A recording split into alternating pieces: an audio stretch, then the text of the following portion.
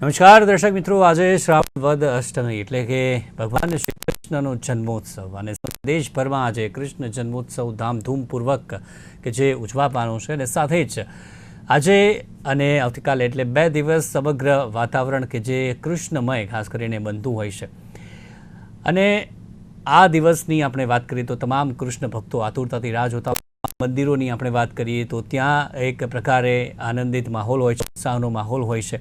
અને આજના સમયની ખાસ કરીને વાત કરીએ તો લોકો પોતાના ઘરોમાં પણ આજે કૃષ્ણ જન્મ નું આયોજન કે જે કરતા હોય છે અને લોકો કે ત્યાં એકત્રિત થતા હોય છે. સાથે જ અનેક સોસાયટીઓમાં, શેરીઓમાં તમામ જગ્યાએ કૃષ્ણ જન્મોત્સવ કે જેનું આયોજન ખાસ કરીને થતું હોય છે. 5252મો આજે કૃષ્ણ જન્મોત્સવ છે અને તેની તમામ જગ્યાએ જે પ્રકારે ખુશીઓ જોવા મળી રહી છે. આપણે સૌ જાણીએ છીએ ભગવાન શ્રી કૃષ્ણનો જન્મ કે જે કંસના કારાગારમાં થયો અને ત્યારબાદનું તેમનું સમગ્ર જીવન કવન આપણે વાત કરીએ, બાળ લીલાથી લઈને આપણે વાત કરીએ તો જે મહાભારત અને મહાભારત પૂર્ણ થયા બાદ જે દ્વારિકામાં આવીને તેઓ વસ્યા, સમગ્ર જીવન કવન એક તેમનો ખાસ સંદેશ છે અને તેમાંથી આપણને ઘણા બધા જે બોધપાઠ પણ મળે છે. તેની તો વાત કરીશું. સાથે જ જે પૂજાપાઠ કરવામાં આવતો હોય છે, જે બાલગોપાલ આપણા ઘરે સ્થાપિત કર્યું હોય છે અને આજના ખાસ દિવસે પૂજાપાઠ જો કરવો હોય તો તે કેવી રીતે કરવું જોઈએ, તેમાં શું ધ્યાન કે જે રાખવું જોઈએ, જ્યારે બાળગોપાલને અભિષેક કરીએ છીએ તેમાં ખાસ શું ધ્યાન આપણે રાખવું જોઈએ, આ જ તમામ બાબત પર આપણે ચર્ચા કરીશું. મારી સાથે ભાગવત કથાકાર શ્રી દેવેશભાઈ મહેતા મારી સાથે જોડાઈ ગયા છે અને તેમની સાથે આપણે આ પાવન અવસર પર ચર્ચાની શરૂઆત કરીશું. દેવેશભાઈ, આપનું સ્વાગત છે સૌથી પહેલાં નિર્માણ ન્યૂઝમાં. નમસ્તે. તો આ પાવન અવસર આજનો અને તમામ કૃષ્ણ આજના દિવસની રાહ જોતા હોય છે. તમામ દર્શક મિત્રો માટે સૌથી આપનો આ જે સંદેશ આપણે વાત કરીએ, શું કહેશો પાવન અવસર પર તમામ દર્શક મિત્રોને? આજના આ અલૌકિક દિવસનો મહિમા કંઈક અનેરો જ છે. કારણ કે ભગવાન શ્રી કૃષ્ણ એ તમામ અવતારોમાં પૂર્ણ આનંદનો અવતાર છે. પ્રાકૃતાઃ સકલા દેવાઃ ગણિતાનંદકો બૃહદ પૂર્ણાનંદો હરિતસ્માત કૃષ્ણ એવ ગતિર્મમ. મધુરાષ્ટકના રચયિતા શ્રી વલ્લભાચાર્ય મહાપ્રભુજી કહે છે તો ગણિત આનંદવાળો હોય છે, પણ શ્રી કૃષ્ણ એ પરબ્રહ્મ પરમાત્માનો પૂર્ણ આનંદનો અવતાર છે. આનંદ એવ આકાર સમર્પક ઇતિ સ્થિતિ, એટલે કે ભગવાન કેવલ પ્રેમ અને આનંદનો આકાર છે. અને એવો જ્યારે આનંદ પ્રગટ થાય ત્યારે કોના હૃદયને ખુશી ન થાય? જો સુખ બ્રહ્માદિક નહીં પાયો સો ગોકુલ કી ગલીન બહાયો. જે સુખ બ્રહ્મા, વિષ્ણુ, મહેશ આ બધા જે આદિદેવો છે, આમ તો વિષ્ણુ ભગવાનનો જ અવતાર છે શ્રી કૃષ્ણ, પણ એમ છતાંય પણ બ્રહ્મા, વિષ્ણુ અને મહેશ એ એમના ગુણ અવતારો કહેવાય. અને ગોલોક ધામમાં વિરાજતા પૂર્ણ પુરુષોત્તમ ભગવાન શ્રી કૃષ્ણ એ મૂળ પરમ તત્વ પરમાત્મા ના રૂપે કહેવાય. એટલે કે જે સુખ બીજા બધા દેવોને ક્યારે પણ નથી મળ્યું, પુરુષોને, યોગી પુરુષોને અને કોઈને પણ જે પૂર્ણ આનંદનો અનુભવ ક્યારે પણ નથી થયો, એ ભગવાન શ્રી કૃષ્ણે આ પૂર્ણ અવતાર ધારણ કર્યો ત્યારે એ પ્રગટ કર્યો છે. એટલે જો સુખ બ્રહ્માદિક નહીં પાયો સો ગોકુલ કી ગલીન બહાયો. એ આનંદનું તો જાણે કે ભગવાને પ્રગટ થઈને પૂર વહાવ્યું છે. એટલે ભગવાનનું પ્રાગટ્ય થયું તે ઘડીથી બધું જ આનંદમય બની ગયું છે, બધું જ મંગલમય બની ગયું છે. અને જ્યાં જુઓ ત્યાં એ રીતે સર્વત્ર આનંદ પ્રવર્તતો હોવાને કારણે સર્વના હૃદયમાં પણ એક દિવ્યતાનો ભાવ પ્રગટ થયો છે. ભગવાને દિવ્ય અલૌકિક સૌંદર્ય ધારણ કર્યું છે. એટલા માટે સુરદાસજી કહે છે કે સુંદરતા કો પાર ન પામતી મિલીમતી ગતિ દૃષ્ટિ અમારી. એવી અદભુત દિવ્ય સુંદરતા છે કે આખા જગતભરની બધી સુંદરતા ભેગી કરવામાં આવે અને બીજી બાજુ ભગવાન શ્રી કૃષ્ણના સ્વરૂપની સુંદરતા મૂકવામાં આવે તો ભગવાનની સુંદરતા આગળ એ બધી જ સુંદરતા સૂત્રમાં એક ટીપા બરાબર ગણાય એવી કહેવાય. એવી જ રીતે શ્રી વલ્લભાચાર્ય મહાપ્રભુજીએ વેણુ શબ્દ ની વ્યાખ્યા કરી છે.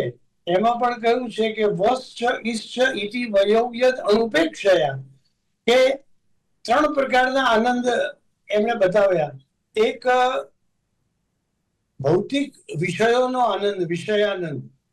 આપણી ઇન્દ્રિયોને જે આનંદનો અનુભવ થાય, તરસ લાગી હોય ને આપણને પાણી પીવા મળે, ભૂખ લાગી હોય ને આપણને ભોજન મળે, તો જે આપણને આનંદ થાય એ વિષયાનંદ કહેવાય. ત્યાં જ પશુ અને પક્ષીઓને, બધા જીવાત્માને અનુભવ થતો સામાન્ય આનંદ છે. બીજો પુરુષોને અનુભવ થતો ધ્યાનમાં જે અનુભવ થતો આનંદ છે એ બ્રહ્માનંદ કહેવાય, અથવા તો અક્ષર આનંદ કહેવાય.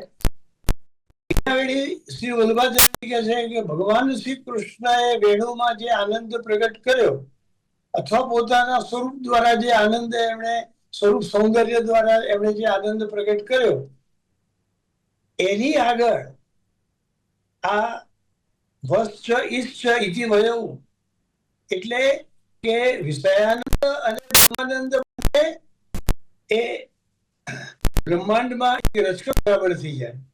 એક બાજુ રચકણ જુઓ અને બીજી બાજુ આખું બ્રહ્માંડ પરમ કૃષ્ણ આનંદ એટલે ભગવાન શ્રી કૃષ્ણ. ના જન્મોત્સવની જ્યારે વાત કરતા હોઈએ ત્યારે આપણે બાળ ગોપાલની જ અત્યારે આપણે વાત કરીએ. અત્યારનો માહોલ ખાસ કરીને આપણે વાત કરીએ, જન્માષ્ટમીએ જે પ્રકારના આયોજનો થતા હોય છે, બીજા દિવસે જે પ્રકારના આપણે વાત કરીએ તેના આયોજનો વિશેષ રીતે થતા થતો હોય છે. દહીહાંડીની આપણે વાત કરીએ, મટકી ફોડનો કાર્યક્રમ. આ અત્યારના હાલમાં કેવા પ્રકારનો માહોલ જન્માષ્ટમીએ જોવા મળી રહ્યો છે? સાથે જે પરિવર્તન થતું, પરંતુ જન્માષ્ટમીમાં આપણે વિશેષ પ્રકારના પરિવર્તન અને સારા પરિવર્તનો જોઈ રહ્યા છે, કારણ કે ઘરે ઘરે લોકો આયોજન કરતા હોય છે. જ્યારે ઘરે આયોજન આપણે કરતા હોઈએ, સોસાયટીના શિબિરમાં આયોજન કરતા હોઈએ, બાલ ગોપાલની પૂજા અર્ચનામાં કઈ રાખવું જોઈએ, અભિષેકમાં કઈ બાબતનું ધ્યાન રાખવું જોઈએ, અને જન્મોત્સવ થાય છે ત્યારે કઈ બાબતનું ધ્યાન રાખવું જોઈએ?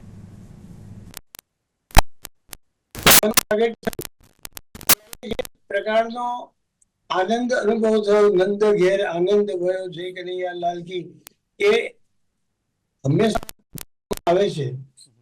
નંદયતી જીવા, જે પોતાના કર્મથી બધાને આનંદ આપે છે, એનું નામ નંદ છે.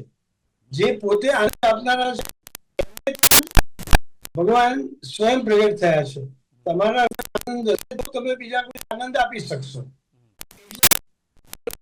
અવસર ભગવાન પ્રગટ થયા તે પછી સર્વત્ર, અને આ બ્રહ્મ સ્તંભ પર્યંત કહેવાય કે યાવચંદ્ર દિવાકર કહેવાય, એવી રીતે ભગવાનના પ્રાગટ્ય પછી આજ સુધી એ આનંદને આજના દિવસે અનુભવ કરે છે. એ આનંદ બાલ લીલા અનેક છે, અને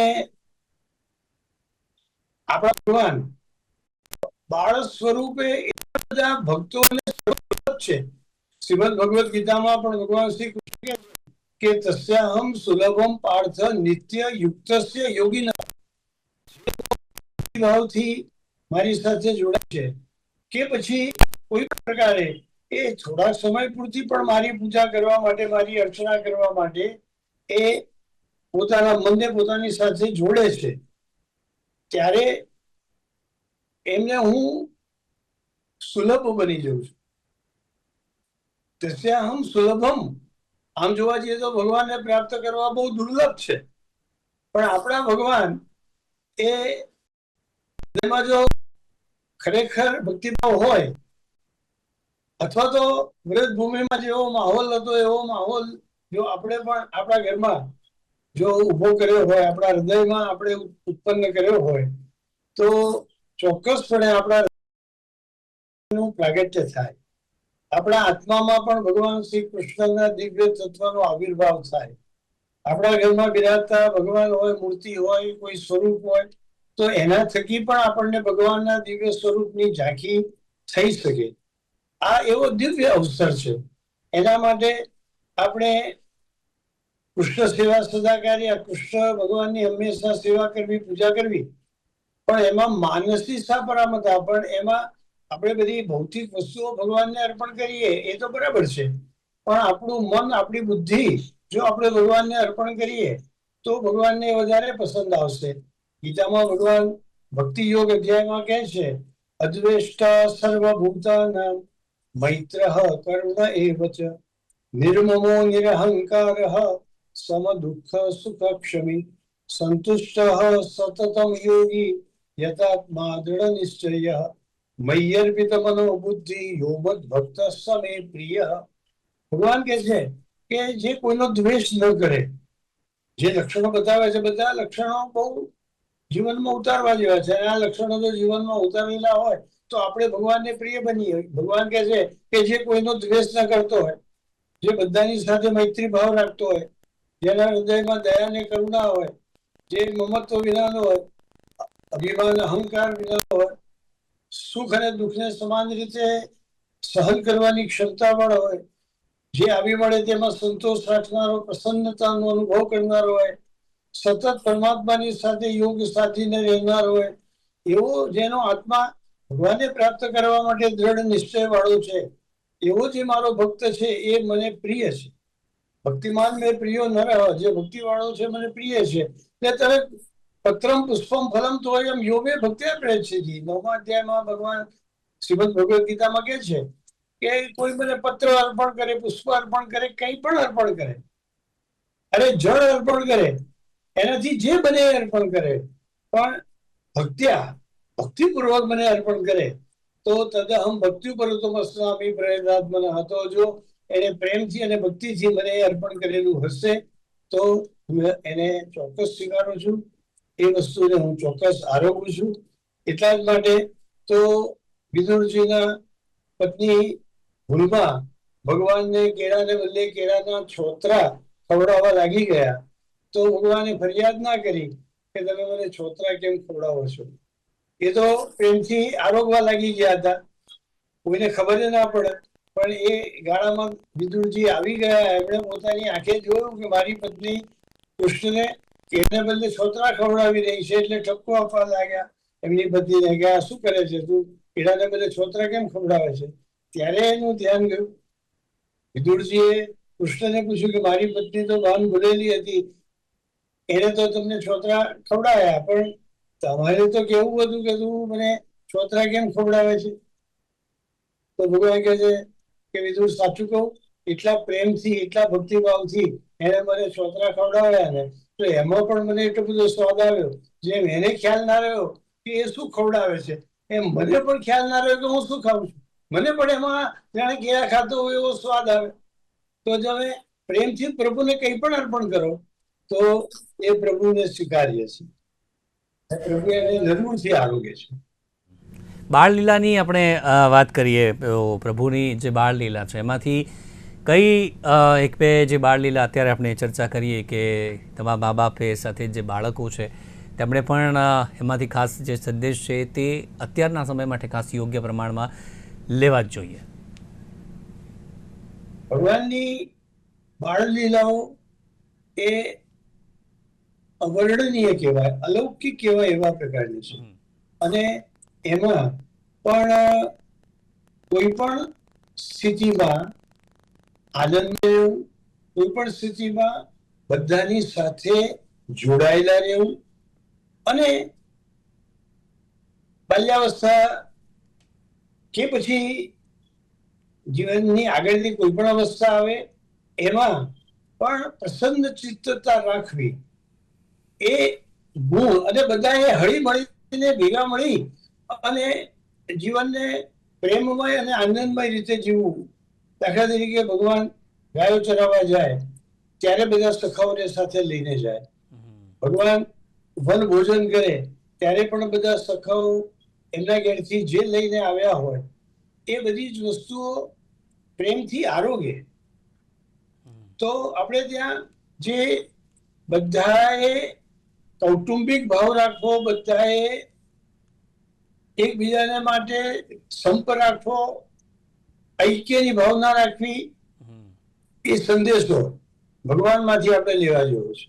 સંગચ્છધ્વમ સંવદધ્વમ સંવો મનાવસી, એ જે વેદનો મંત્ર છે અને આપણે તો જ્યારે પણ કઈ બધા સમૂહ ભોજન કરતા હોઈએ ત્યારે આજે પણ બોલીએ છીએ ઓમ સહના ભવતુ સહનૌ ભુનક્તુ સહ વીર્યં કરવાવહૈ તેજસ્વિનાવધીતમસ્તુ મા વિદ્વિષાવહૈ.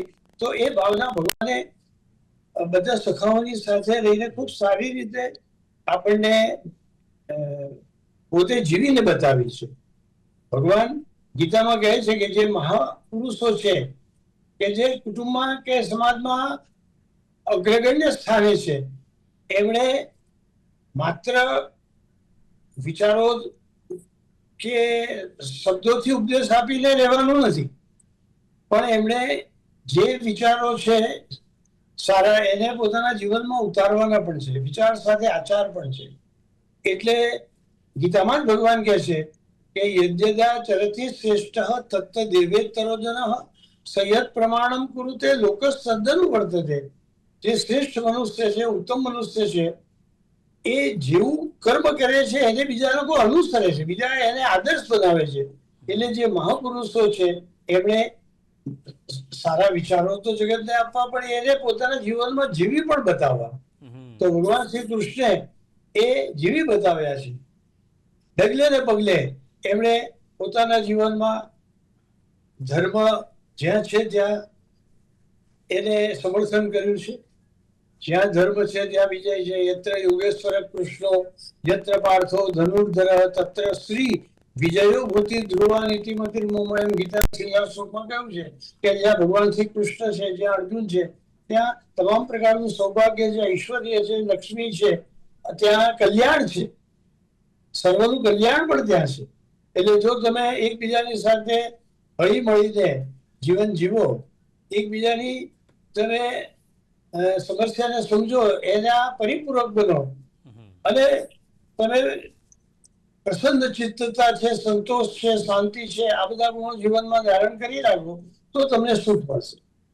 ગીતામાં ભગવાને એક બહુ સરસ વાત કહી કે નાસ્તિ બુદ્ધિ અયુક્તસ્ય ન ચાયુક્તસ્ય ભાવના ન ચાભાવ શાંતિ રસાંતસ્ય કુત સુખમ. બહુ સમજવા જેવી છે. ભગવાન કહે છે જે સાથે પરમાત્મા સાથે કે જેનો અવતાર સાકાર ભગવાન શ્રી કૃષ્ણ પોતે છે, નાસ્તિ બુદ્ધિ અયુક્ત છે, જે ભગવાન સાથે પરમ તત્વ સાથે જોડાયેલો નથી, એનામાં વિવેક બુદ્ધિ જ આવતી નથી, એનામાં સદબુદ્ધિ જ આવતી નથી. અને વિવેક બુદ્ધિ શું સારું અને શું ખરાબ એનો ભેદ કરવાની જે બુદ્ધિ છે એને વિવેક બુદ્ધિ કહેવાય. એ જ જો માણસના જીવનમાં ના હોય તો એ પોતાનું કે બીજાનું કલ્યાણ કેવી રીતે કરી શકે? એટલે ભગવાન કહે છે કે મારી સાથે જોડાયેલો ન હોય એનામાં નથી વિવેક બુદ્ધિ આવતી, નથી એનામાં સદભાવો આવતા.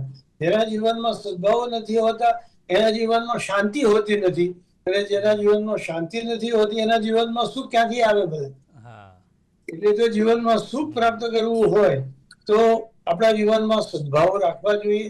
સદભાવો ક્યાંથી આવે તો કે છે કે સદબુદ્ધિમાંથી આવે. એટલે આપણે સદબુદ્ધિ ક્યાંથી આવે તો કે છે કે પરમાત્મા સાથે આપણે જોડાયેલા રહીએ.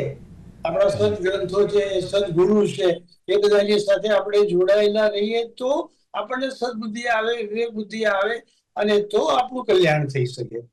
અને જે તમે કહ્યું એ વાત ભગવાનની જે બાલ લીલા છે, અને હમણાં જેમની વાત કરી તો એ વન ભોજનમાં પણ એટલી સુંદર છે. મીઠો મદન ગોપાલ આજ દધી મીઠો મદન ગોપાલ.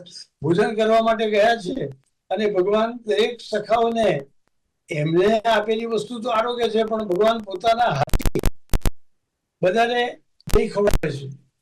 તો એ ભગવાનના હાથના સ્પર્શ વાળું દહીં ચાખીને આ બધા સખાઓ કહે છે કે બહુત દિદન હમ બસે કુમુદ વન કૃષ્ણ તિહારે સાથ ऐसो स्वाद बहु न चाख्यो सुन गोकुल के दास आज मीठो ગોપાલ. સ્વાદ તો અમે જીવનમાં ભગવાનના હાથના સ્પર્શ દઈ એટલે તો અમૃત થી પણ વધારે મધુર બની જાય. તો આવું જયારે ભોજન કોઈને આરોગવા મળે કે આવું દહીં આરોગવા મળે તો શું વાત કરવી. આ પુનઃ હસત હસાવત ગ્વાલિન પોતે પ્રસન્ન છે, આનંદમય છે, અને એમના સંબંધમાં જે આવે છે એ બધાને પણ એ આનંદમય કરે છે. એટલે તમારે જીવનમાં આનંદમયતા જોઈતી હોય તો આપુન હસત હસાવત ગ્વાલિન લીલા માનું સ્વરૂપ પરમાનંદ પ્રભુ હમ સબ જાનત તુમ ત્રિભુવન કે ભૂપ મીઠો મદન ગોપાલ. આવી અદભુત લીલાઓ ભગવાને બતાવી. આપણે જે સમગ્ર કૃષ્ણનો જન્મ, કેટલા કષ્ટોમાં તેમનો જન્મ થયો તે એક છે, સાથે જ સમગ્ર જીવનની વાત કરીએ તો કષ્ટોનો કોઈ પાર નથી રહ્યો શ્રી કૃષ્ણના જીવનમાં પણ. ભલે ભગવાન છે પરંતુ તેમને પણ આટલા કષ્ટો કે જે તેમને પૃથ્વી પર જોવા મળ્યા છે, એમાંથી આજના જે મનુષ્યો છે તેમને કઈ બાબત ખાસ કરીને શીખવી જોઈએ ટૂંકમાં? ભગવાન શ્રી કૃષ્ણ એ ગમે તેવી વિપરીત સ્થિતિમાં પણ પોતાની પ્રજ્ઞાને સ્થિર રાખવી. ગીતામાં સ્થિત પ્રજ્ઞાના લક્ષણો બનાવ્યા છે. સુખ આવી પડે તો સુખને ભોગવવું, દુઃખ આવી પડે તો દુઃખને ભોગવવું. આ પ્રકારે પોતાની પ્રજ્ઞા અને બુદ્ધિને સ્થિર રાખીને જીવવાથી માનવી બને છે અને એ ભગવાનની કૃપાનો અધિકારી બને છે. એટલે ગીતાના સંદેશને પોતાના જીવનમાં ઉતારીને ગીતાર્થમ ધ્યાયતે નિત્યમ કૃત્વા કર્માણિ પુરીસઃ જીવન મુક્ત સવિજ્ઞેયો ધ્યાન. એટલે કે સદવિદ્યા પ્રાપ્ત કરવી, આત્મસાક્ષાત્કાર કરવો અને બહારની બધી તકલીફો હસતા મુખે એને ઝીલી લેવી અને એમાંથી માર્ગ કાઢી અને આપણે જીવનનો ઉદ્દેશ્ય છે એ પરમ તત્વનો સાક્ષાત્કાર કરવો.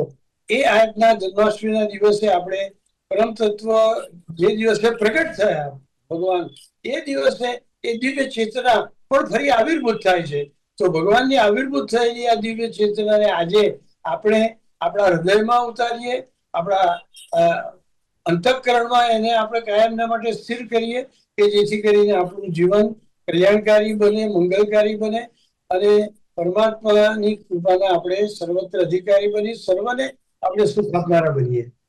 ભગવાન શ્રી કૃષ્ણનું જીવન અને તેમાંથી જ આપણે ઘણું બધું જો શીખીએ તો આપણા જીવનમાં એ પણ જે કામ આવી શકે છે. ગીતા તો છે જ, જે ગીતાની આપણે વાત કરી છે, પરંતુ સમગ્ર જીવનમાંથી કંઈક ને કંઈક આપણે હાલ ભક્તિ માહોલ છે અને તમામ દેશવાસીઓ ખાસ કરીને કૃષ્ણ ભક્તિમાં અત્યારે લીન જોવા મળી રહ્યા છે. ચર્ચામાં મારી સાથે જોડાયા દેવેશભાઈ, ખૂબ ખૂબ આભાર આપનો અમારી સાથે આ જોડાયા તે બદલ અને શ્રી કૃષ્ણ વિશેની આ માહિતી દર્શક મિત્રો આભાર આપનો. તો દર્શક મિત્રો, જન્માષ્ટમી વિશેષ કાર્યક્રમમાં અત્યારે ફરી રજા આપશો. જોતા રહો નિર્માણ ન્યૂઝ. નમસ્કાર.